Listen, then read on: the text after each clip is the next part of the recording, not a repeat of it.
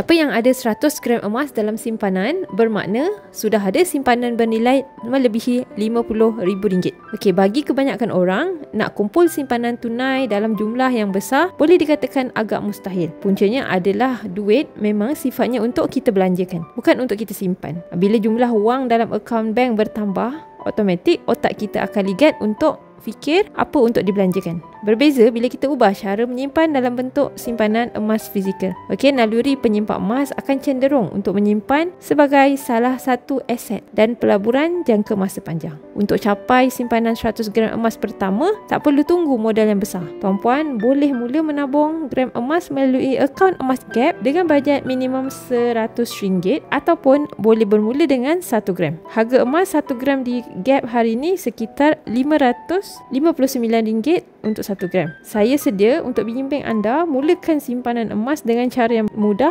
murah dan selamat. Saya adalah dealer aktif di bawah syarikat Emas Public Gold. So tuan-puan boleh rujuk kepada pin video saya untuk bermula untuk daftar secara percuma, ataupun tuan-puan boleh klik link saya di profil untuk saya bantu sebaiknya.